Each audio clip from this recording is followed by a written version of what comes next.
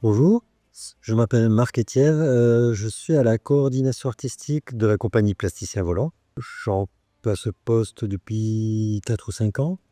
Au départ, moi j'avais l'envie d'aborder des thèmes, plusieurs thèmes, dont le thème du respect de l'autre, du respect des différences, le respect des cultures. Donc au niveau du fond, j'avais cette envie-là. Et au niveau de la forme, j'avais bien envie que les gonflables de Plasticien Volant soient plus marionnettiques, c'est-à-dire soient plus articulés, de manière à permettre des attitudes, de transmettre des émotions, et aussi travailler la forme humaine. Travailler sur des marionnettes de forme humaine, anthropomorphiques, et articulées.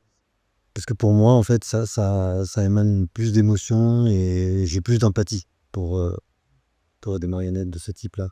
Fin 2022, on a eu une demande de la part de Puppentheater, qui est un théâtre de marionnettes à Halle, Halle qui est une ville en Allemagne, qui nous ont fait la demande d'une coproduction de création d'un spectacle autour de Gulliver, pour fêter les 70 ans du Puppentheater. Donc c'était une opportunité magique. On a donc travaillé en duo, donc Plasticien Volant et le Puppentheater, au niveau de l'écriture. Chez nous, c'est Marc Bureau qui était à l'écriture et Jean-Philippe Emery à la mise en scène. Et donc on a créé un spectacle qui est en fait basé sur les récits, sur les romans de Jonathan Swift.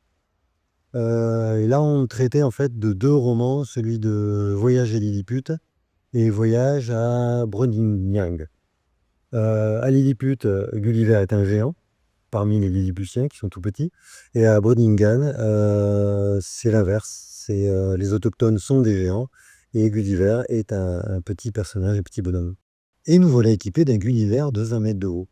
Et assez rapidement, j'ai relié cette histoire de Gulliver avec les thèmes qui me taraudent, c'est-à-dire le respect des différences, respect des cultures, et respect de l'autre. Donc en fait, par la suite, j'ai voulu regarder cette histoire, voyage un peu au pays de Lilliput, sous un angle de migrant. C'est-à-dire que Gulliver, en fait, c'est un naufragé que le Lilliputien retrouve inanimé sur une plage. Ils commencent dans un premier temps à l'attacher, à le ligaturer parce qu'ils n'ont pas de prison assez grande pour l'enfermer. Et puis dès qu'il bouge un petit doigt, ils le criblent de flèches. S'il n'était pas géant, si c'était pas un géant, s'il avait la taille des Lilliputiens, il l'aurait tué. Donc tout ça fait que, voilà, moi ça m'a fortement rappelé une actualité, une triste actualité. Donc nous sommes sur une nouvelle création, autour de ce Gulliver. Donc c'est L'étranger, voyage en absurdie. L'étranger, il porte bien son nom. Donc on garde la trame du roman de Gulliver, parce qu'il y a des choses qui résonnent avec les thèmes qui nous sont chers. Donc notamment la scène où Gulliver éteint l'incendie dans le palais de la reine. Donc ça, on le conserve, c'est une scène qu'on va conserver.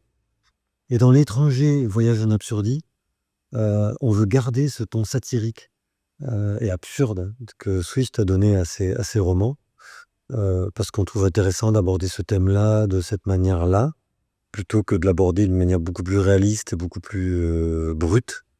Et ça, c'est un spectacle qui verra le jour en mai 2025. Donc on a le personnage principal et on est en train de travailler sur la scénographie, sur l'écriture de l'histoire, tout autour de ce personnage principal. Et donc on est en phase d'écriture et que va devenir ce héros? Est-ce qu'il va accepter son sort ou est-ce qu'il ne va pas accepter cette situation? Et donc voilà, c'est l'aventure de l'écriture.